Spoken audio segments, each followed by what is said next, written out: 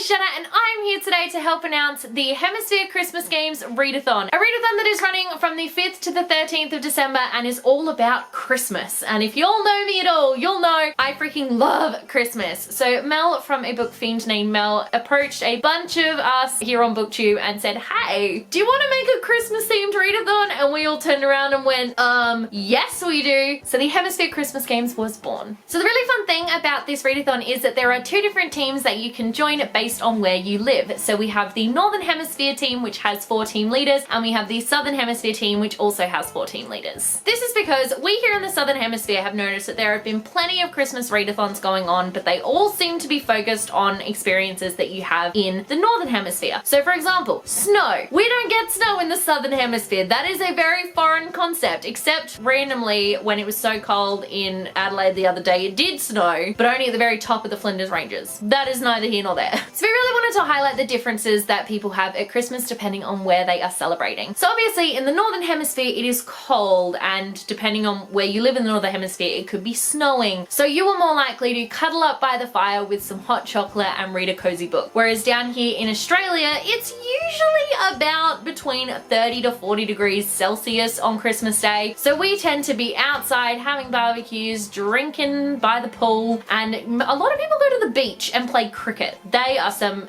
definite things I have done on Christmas. So what is the point of this readathon, you may be asking, and why is it called the Hemisphere Christmas Games? Well, there will be 2 teams which you can join based on whether or not you live in the North or the Southern Hemisphere. And the point of this readathon is to have a friendly rivalry between the 2. So there is a competition element to this readathon, but you don't have to participate if you don't want to. You can still do all the prompts, you just don't need to include your details or your page count in the scoreboard. And now I'm sure you're wondering, who are your team leaders? Well, I will let you know who the Southern Hemisphere team leaders are and the Northern Hemisphere team leaders. So starting with the Southern Hemisphere, you have Mel from a book fiend named Mel. You have me from Just a Little Bit Random. You have Kat from Stars and Embers. And we have Ellie from Elle Grey Books. And then your Northern Hemisphere team leaders, we have Kara from Wild Book Garden. We have Faye from Mystery Date with a Book. We have Connor from Connor's Library Corner. And we have Joanne from Joannotations. So there you are, you have 4 Southern Hemisphere hosts and 4 Northern Hemisphere hosts. So the first thing you'll need to do is pick your team, which is fairly simple to do. If you live in the Northern Hemisphere, you are on the Northern Hemisphere team, and if you live in the Southern Hemisphere, you are on the Southern Hemisphere team. There are 7 reading prompts and there are a couple of non-reading prompts. So you're more than welcome to double up, triple up, etc. on your books and prompts. We also have a Google spreadsheet to keep track of the scores, which I will leave a link to in the description box below.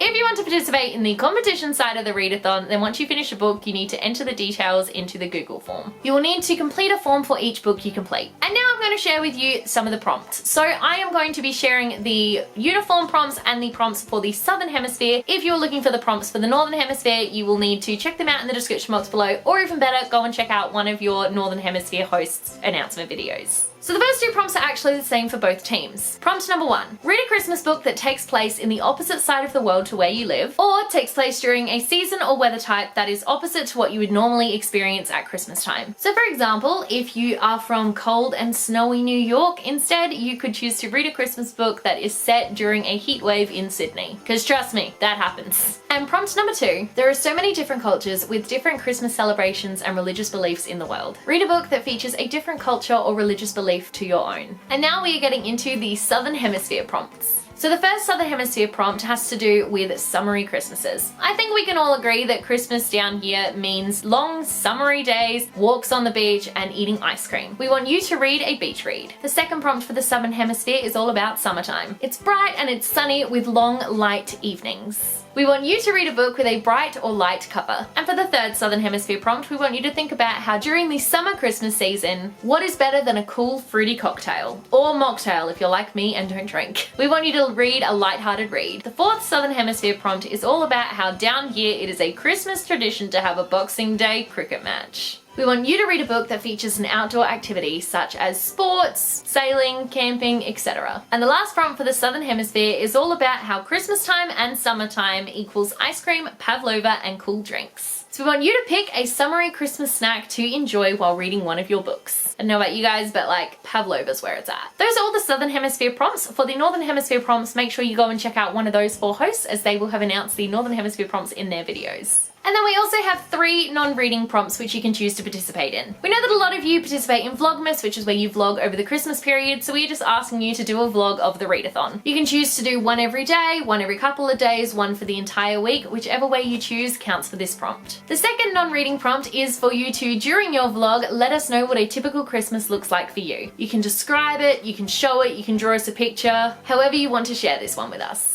And for the third non-reading prompt, we want you to show us your reading snack. And there you go. I am so excited to finally be able to announce the Hemisphere Christmas Games for you guys. I feel like Mel and everyone has been working so hard to get this readathon up and running. I am so happy to be a part of it. So once again, this readathon is going to be running from the 5th to the 13th of December. Don't forget to pick your team and let me know in the comment section below which team you are on. Are you on Team Southern Hemisphere or are you on Team Northern Hemisphere? Because I would absolutely love to know. If you like this video, be sure to give it a huge thumbs up and don't forget to subscribe to my channel so you don't miss a thing. Stay random!